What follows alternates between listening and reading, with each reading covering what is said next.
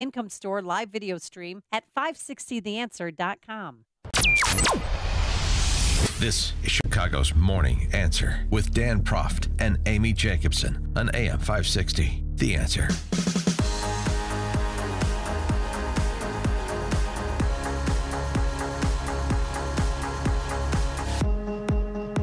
Good morning, Dan and Amy. We're coming to you live from Holt's Restaurant in downtown Park Ridge, or uptown Park Ridge. I keep getting it wrong.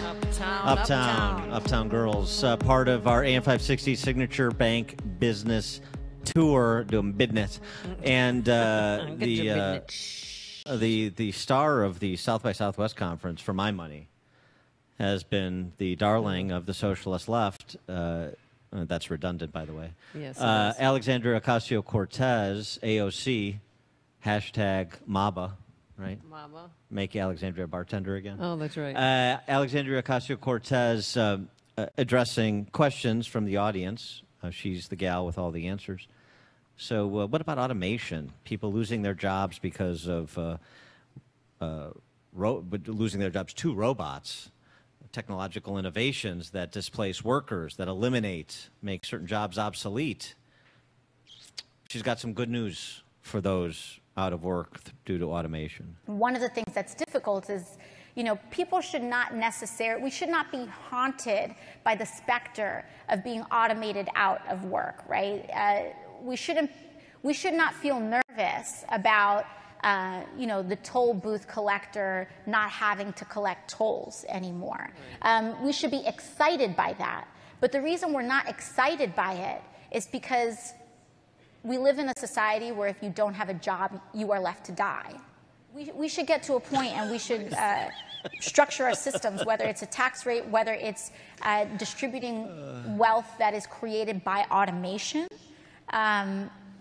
If we approach solutions to our system and start entertaining ideas like that, then we should be excited about automation, because what it could potentially mean is more time educating ourselves, more time creating art, more time investing and investigating in the sciences, more time focused on invention, more time going to space, more time enjoying the world that we live in, because not all creativity needs to be bonded by wage. And people are actually applauding that answer. So when are we going to space? Right. The good news, the bad news is you lost your job. The good news is Elon Musk is going to launch you into orbit. So don't feel bad about yourself. It's okay. No, it's they're not collecting tolls. It's a Huxleyan future that she paints. It's very also though. But while we're still trying to deal with problems on this mortal coil, she's put her finger on some of the pressing problems of the day, plastic bags. I can be upset that I get 10 plastic bags at the grocery store and then have to toss out my plastic bags because the recycling program in the area is tough, and that's okay. Wow. I'm going to cede my time on the response to the Save the Planet crowd to George Carlin. We're so self-important. So self-important. Everybody's going to save something now. Save the trees, save the bees, save the whales, save those snails. And the greatest arrogance of all, save the planet. What? Are these people kidding me? Save the planet? We don't even know how to take care of ourselves yet. We haven't learned how to care for one another. We're going to save the planet? I'm getting tired of that. If only the great George Carlin were around today to respond to AOC. For more on this, we're going to have to go with an understudy of George Carlin. He is John Fund, columnist for National Review. John, thanks for joining us. Appreciate it. Pleasure, Dan. Thank you. So your favorite moments from South by Southwest and all the dizzying intellects that were featured there? Well, if you go to the YouTube website and you look for Alexandria Ocasio-Cortez and the videos that she actually posts on her account that aren't scripted, that don't have her reading from note cards, you discover her secret. And you heard some of that in her South by Southwest talk. Like, you heard her, well, she's a Valley girl. There's one clip on YouTube. It's 31 seconds long. It's about her concern that she's being spied on when she goes to Starbucks for coffee. And in 31 seconds, she said the word like 11 times. We're not dealing with a. You could walk through her deepest thoughts and not get your ankles wet. Is what I. You know what? My favorite part about her is when she's doing the Valley Girl rap or talking about space travel for displaced manufacturing workers. The favorite part is then when she infuses like a phrase she remembers from her Econ 101 class, like tragedy of commons. It just sort of tangentially includes it, apropos of nothing, to make herself sound smart, and it works. Of the commons. Yes. And I've looked at some of her catchphrases. They're straight out of Das Kapital. She clearly was educated by Marxists at Boston University, and she can regurgitate, but she can't explain. Yeah. Well, no, don't that's you think, that's a good description. She's a constant gift, though, to the Republican Party, don't you think? Well, she has literally taken over the megaphone from the party. She has got a bigger social media presence than Nancy Pelosi. She is the leader of the Democratic Party if you're under the age of 40. And everyone over the age of 40 is obviously under suspicion because they're part of the, quote, establishment, unquote. But we shouldn't be so smug so quickly. It is very dangerous in good economic times to have people talking about socialism as much as they're talking about it. Imagine if we were in a deep recession now. I think we'd be seeing a real ideological struggle in this country. And I think it just goes to show that, we've defeated communism 30 years ago this year. Fall of the Berlin Wall is going to be celebrated in November.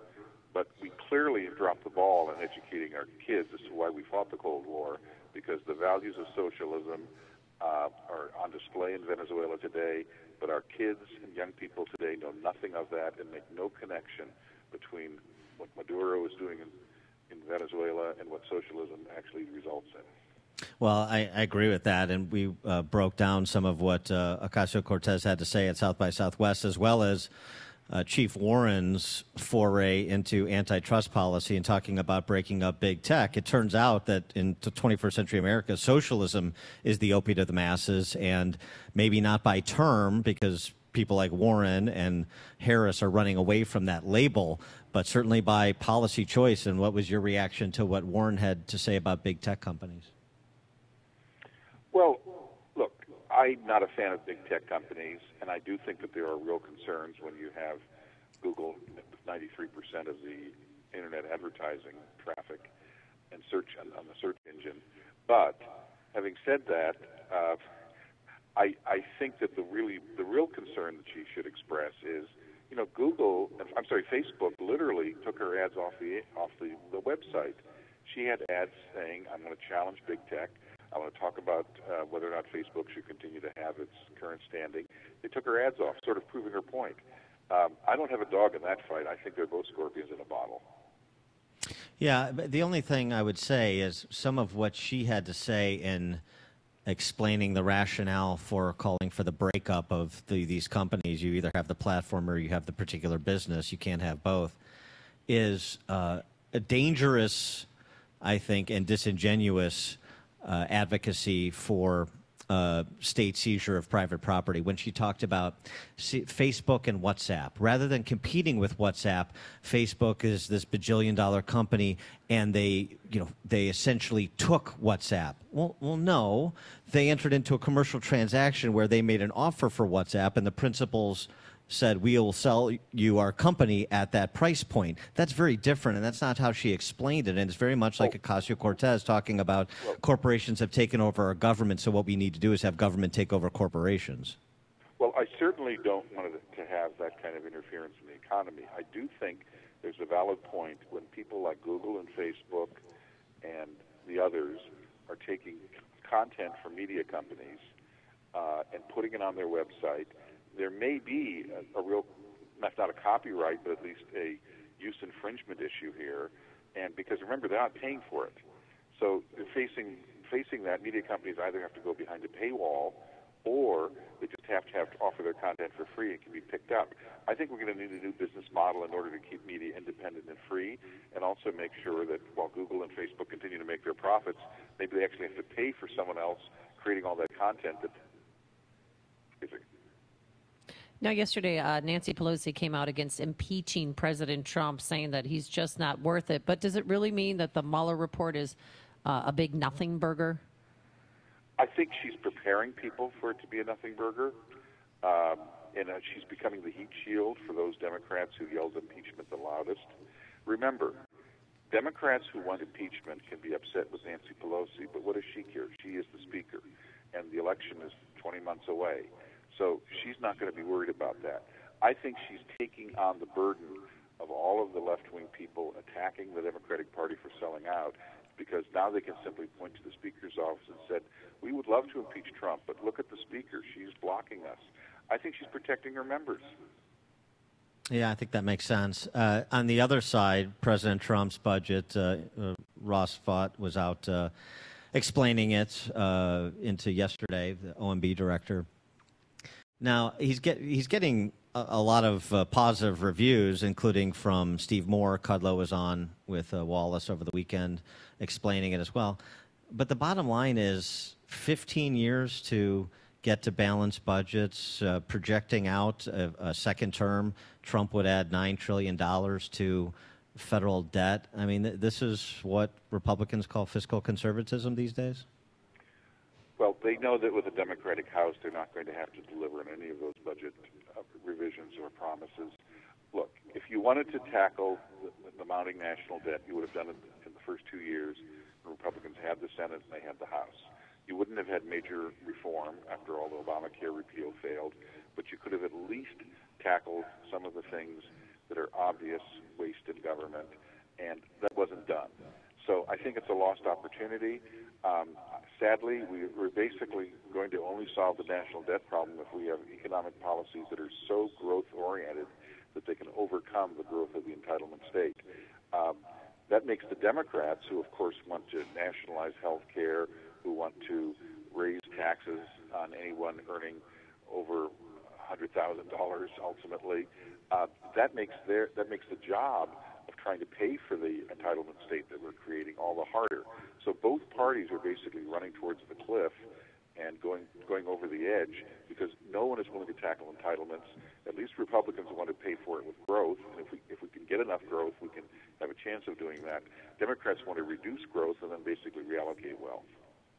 David Axelrod suggests that handicapping the Democrat field for president, you basically have only 4 people who can win the nomination because only 4 people can get to the financial threshold you need to get to go the distance. Bernie, Beto, Biden, if he gets in, and Kamala Harris because of California largely. Is that your assessment as well? I may differ on the reasons, but I think that it's a pretty good assessment. Beto's the next coming of Robert Kennedy. Kamala is Obama in a skirt.